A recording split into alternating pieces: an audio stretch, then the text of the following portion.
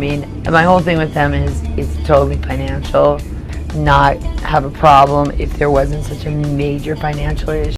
I once loved an addict, I once married a genius. But I have never looked down on anyone, like the man who was once called the Prince of Darkness, the one who allowed his wife to decide both the music and the soul.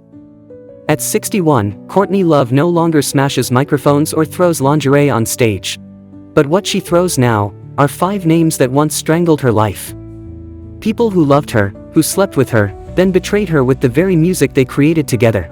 And worse still, some dared to turn her husband's death into a launching pad for their own success. Among them is Ozzy Osbourne, the one she calls the silent puppet in the empire named Sharon. Why has Courtney Love stayed silent for decades? Who made her realize that speaking the truth is a death sentence? And which rock star's name is about to be dragged off the throne by the very voice of the woman they once called crazy? Right now, you're about to hear a story the press never dared touch. A story she's kept silent about until today. Stay tuned, because in just 30 seconds, you'll hear the first name on the list, 5 people to be hated for life. Follow the channel, because the most painful betrayal, the darkest secret, is still waiting for you behind the scenes. And don't forget to comment, who do you think is the person Courtney Love hates the most? I've tried it for a movie starring his sister. Justine Bateman. The first name, the person Courtney Love hates to the core. Not an enemy in real life, but someone who once stood beside her, sharing the stage lights. Yet, in the end, saw her as a tool, valuable only when useful and discarded when no longer needed. Ozzy Osbourne, the Prince of Darkness of heavy metal. And the first man to make Courtney realize that some silences don't come from kindness, but from cowardice. I thought I was standing next to a legend. Turns out, I was just standing next to a puppet. In 2005, Courtney was invited to perform at Ozzfest. It was any rocker's dream. Until Sharon Osbourne, Ozzy's wife, found out. No explanations needed. No emails, no phone calls. Just a blunt ban, like cutting the strings of a puppet, with no reason. I wasn't banned by the organizers. I was banned by a jealous wife, and a husband who no longer had a voice. Courtney didn't stay silent. She got angry. Sharon retaliated. The media buzzed. And Ozzy? He remained silent. Said nothing. Didn't object. Didn't even defend the person on the same tour. I thought he hated me. But no, he feared me. Feared any woman who wouldn't bow to fake power. Ozzy was once the roar of rock. Now he's a brand that's twisted to fit a schedule. A television zombie, living on scripts written by others. I don't hate him because he's weak.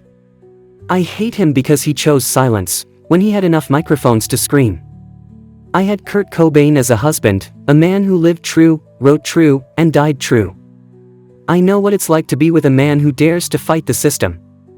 And I also know exactly what it's like to be with someone who chooses to stand still just to survive. Ozzy didn't hit me. Didn't curse me. He just made me invisible. Silence is also a way to kill. And he did that, with a downward glance and a trembling smile backstage. I thought nothing could be more contemptible than silence. But I was wrong. The next person isn't cowardly. He's smart, talented, charming. And because of that, he thinks he has the right to rewrite the memories of a dead man.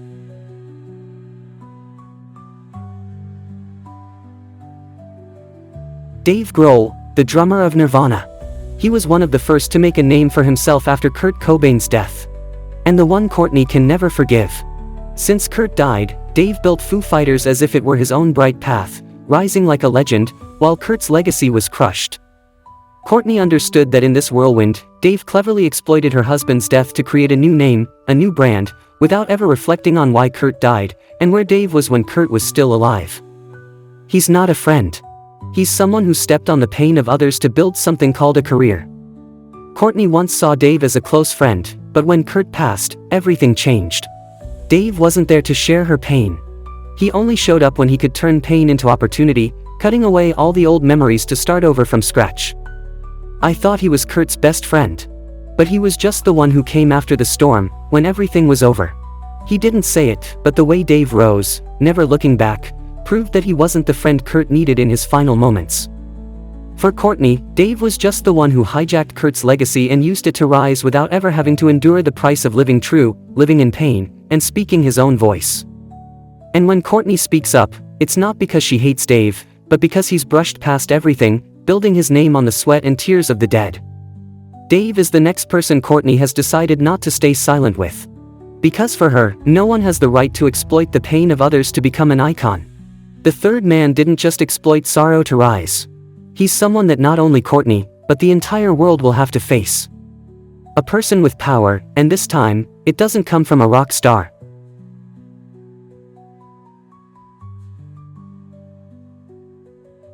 Larry Flynt, the man who turned her into a sex doll on screen. I played his wife, but I'll never forgive what he did to women. Courtney Love, the queen of rock, was not easily subdued by power or manipulation. But when she played Althea Leisure, the wife of Larry Flynt, the founder of Hustler, in The People vs. Larry Flynt, she faced a harsh reality, a world where women are tools for the sexual desires of powerful men. Flynt, the embodiment of the porn industry, turned women like Althea into commodities to further his corrupt empire. For Courtney, playing the role of the manipulated woman was a shocking experience. Flynt wasn't just the character she portrayed on screen, he was the embodiment of everything she despised, a predator with no self-respect. Courtney didn't just hate Flynt for what he did in the film, but because he was a symbol of a society that sees women as tools for profit.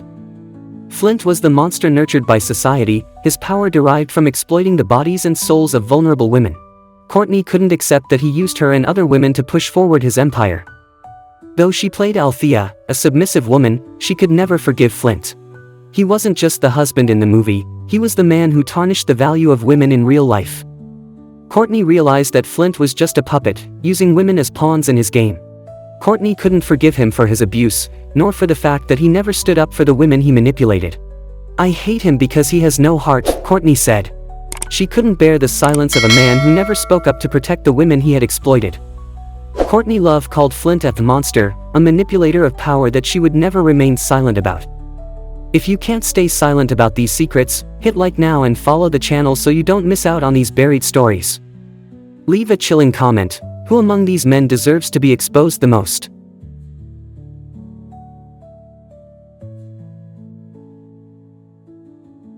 Billy Corgan, he's smart. But the only thing he loves is himself. Courtney Love and Billy Corgan had a complicated relationship, steeped in passion, creativity, and pain. They wrote music for each other, loved each other, hated each other, and fought for over 10 years. But after everything, Courtney realized Billy was not the companion she thought he was. He was a narcissist, loving himself more than anyone else, including her. Billy Corgan, the frontman of Smashing Pumpkins, is a musical genius, but also an arrogant figure who fails to understand others. Courtney once thought Billy was Kurt's close friend, someone who would always be there for her in times of sorrow. But when Kurt died, Billy didn't just stand silently, he exploited her grief to build his own career. Courtney had loved Billy, once believed in their love. But looking back, she realized Billy only loved himself. He could create amazing music but lacked a sincere heart. Billy never understood me. He always thought he was the center, and everyone around him was just a tool to help him fulfill his endless ego, Courtney said. When Kurt died, Billy wasn't the one by her side, he was the one building his own career from the pain of a legend. This made Courtney feel betrayed, not only by Billy but by the system he had created. For Courtney, Billy wasn't just someone who stole the chance to live authentically with her emotions, he was someone who used another's loss to create his own empire. Courtney couldn't forgive Billy because he not only took what belonged to her but also was someone who never truly valued love or real pain. To her, Billy was a narcissist, someone living in his own world who never understood that love isn't just about possession.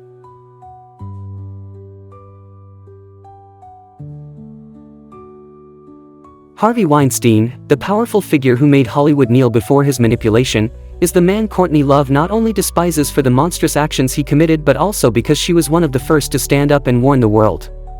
But instead of being heard, Courtney was blacklisted and left to suffer in silence. In 2005, as Weinstein was rising to become one of the most powerful names in the film industry, Courtney warned the women in the industry about the danger of being alone with him. I told them, never be alone with him in a room. I knew exactly what he could do, Courtney shared. But her voice was ignored, and the truth was denied. When the scandals about Weinstein were exposed in 2017, Courtney couldn't help but feel an overwhelming rage. Courtney didn't just hate Weinstein for the crimes he committed, but also for the Hollywood system that had protected him for years. They knew he was a predator, but they kept silent. They didn't care because, to them, power and money were more important than anything, Courtney said. Hollywood's silence toward Weinstein was complicity, and she could never forgive that. Courtney Love, with her strength and honesty, was one of the few who spoke out when everyone else remained silent. She knew that telling the truth could mean the end of her career, but she couldn't live with herself if she allowed men like Weinstein to continue manipulating and destroying the lives of other women. She didn't just hate Weinstein for what he did to women, but also for the system Hollywood created to protect him. Courtney understood that if the truth wasn't exposed, men like Weinstein would continue to exist and harm more victims.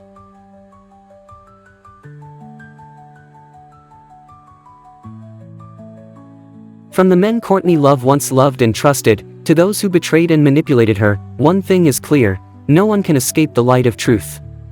Her story is not just an indictment of the powerful, but also a warning about society's silence, the relationships suffocated under manipulation and possession. Courtney Love dared to speak up, dared to face the truth, even at the cost of loneliness and being ostracized. But that is the strength of a woman who refuses to be subdued. And if you also believe these stories need to be heard, need to be exposed, then it's time to act. If you cannot accept these truths, don't just sit quietly. Hit like and follow the channel to continue joining us in uncovering stories that have never been told. We cannot let these voices be silenced. Leave a dot under this video and share your thoughts. Who among these men deserves to face the truth? Let's change how we view and expose the dark secrets of Hollywood together. They laughed at her, kicked her out of class, kicked her out of town and erased her from the state as if she had never existed. Janice Japan, once a shining light on the stage, was now a cold corpse on the floor of a shabby hotel room. A syringe was rolling around. Dried blood was on her lips, and a faint whisper like a last breath: "Take care of the children." But Janice did not die of drugs. She died with a secret, 4 wild children, unknown, unnamed. Who were they? Why were they buried? Who wanted to bury the truth with her? But the darkness does not sleep. Cracks are spreading, and from them emerges a cursed, crazy, painful story that no one has dared to tell, until now. You think this is just another story? Like. You want to know what has been hidden for decades? Subscribe. The truth waits for no one, and it is about to be unearthed.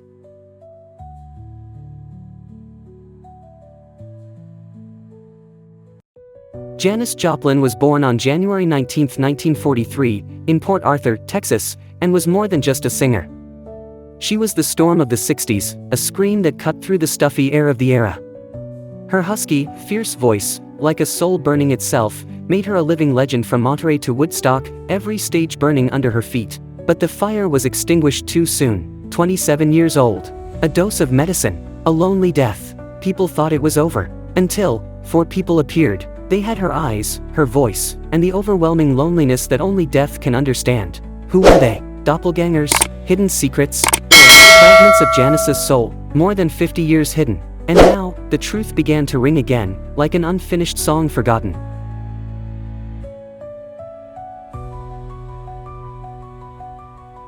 They told me not to keep it. They said I would lose my contract. I didn't know. All I knew was that my heart was screaming. I sent it where no one could reach it. Janis wrote. People laughed at her, dismissed it as the delusions of a junkie. But more than 50 years later, a discovery stunned the world.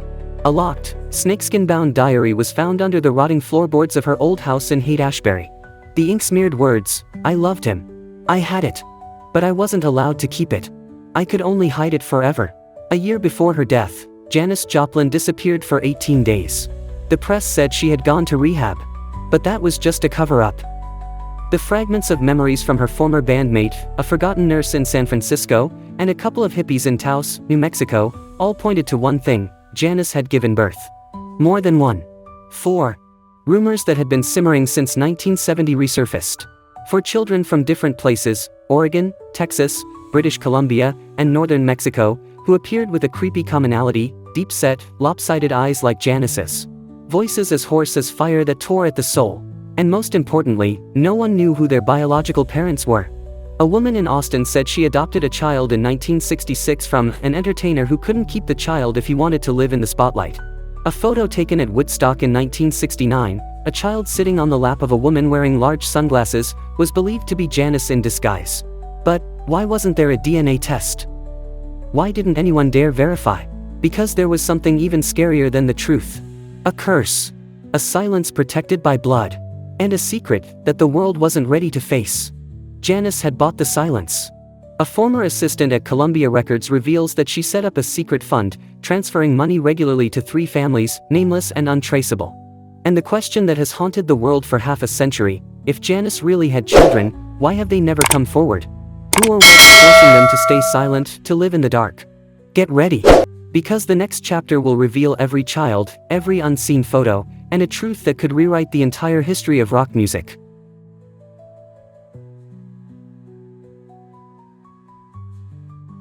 First, Emily, born in 1967, raised in the Oregon jungle in a hippie community.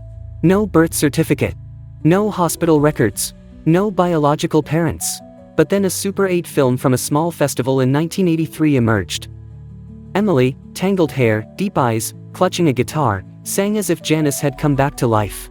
Her voice was screaming, hoarse, sobbing, silencing the crowd. Veteran blues musician Chad Parker, after watching the tape, said only one thing: if it's not Janis reincarnated, it's her flesh and blood. A major media outlet offered a DNA test. Emily refused. And then, she disappeared. No social media. No address. No trace since 1995. Emily's silence wasn't the end. It was the beginning. 3 more people. 3 unsolved mysteries. And a truth waiting to explode.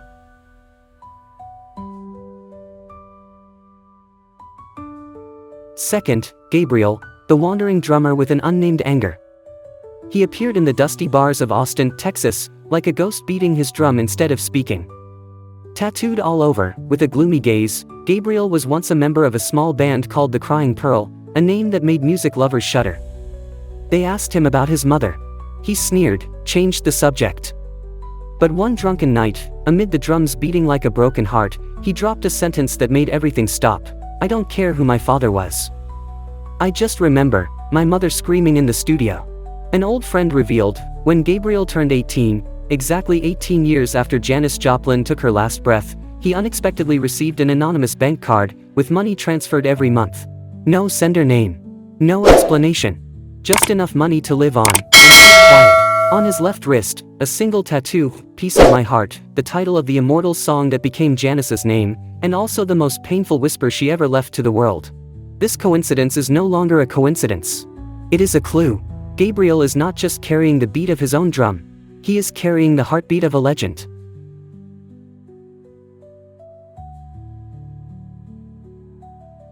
Maria, the child in the forbidden photo. The black and white photo at Monterey Pop 1967, of Janis Joplin holding a newborn girl, caused a stir before it was quietly removed from all exhibitions. Unedited. Now Maria lives in seclusion in British Columbia, refusing to be questioned. But neighbors say she keeps a locked metal box. Inside, a necklace engraved with JJ and a yellowed letter. Forgive me, Mom. I loved you too much to keep you. A secret loved with all, and buried with pain.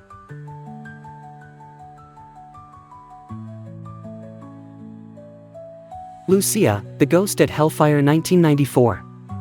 An underground party in Laurel Canyon, 1994. The 1-minute 46-second video shows a woman with curly hair, slumped in a leather chair, screaming ball and chain as if she were on fire. Critics called it the voice that comes around once in a generation. No one knew who she was, no one would see her again. But legendary guitarist Dean Ferris swears, I recorded with Janis. That's her voice. Her flesh and blood. Coincidence? Or has the final piece of the mystery been buried for too long?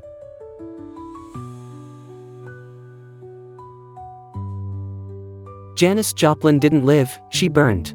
Born in Port Arthur, Texas, a small town where she was called the ugly girl, shunned for loving black music, for laughing loudly and being real. But Janis didn't give in. She swallowed all the scorn, turned it into fire, stepped on stage as if each night was her last. Her voice was a cut, a musical pain, a torn soul. But behind the bright lights was darkness. Heroin, hard liquor, and lonely nights in empty apartments. Betrayals, unanswered calls. She loved people and was left behind. She loved herself and slowly destroyed herself. On October 4, 1970, Janice was found dead in room 105 of the landmark Motor Inn. In her hand was a coin, ready to make a phone call. Beside her was a crumpled note, "I don't want to die. I just want to sleep enough." Police said, heroin overdose. But the amount of drugs was unusually high, 3 other people died with the shipment, and no one investigated. Even more frightening, no needle marks were found in her dominant arm. A few years later, the call center recording was leaked. Janice called at 2:12 a.m., "Linda, she's going to find me. I don't have much time." Who was she? A manager? Someone who knew the secret about the 4 children? The funeral was quick. No bodies. Just ashes. But witnesses said there were 3 strangers in black masks crying silently on the sidelines. At the same time, a page was missing from the autopsy report.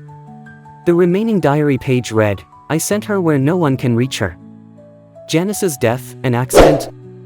Suicide? Just a muffled warning. For children. For strange voices carrying Janice's soul. No DNA. No proof.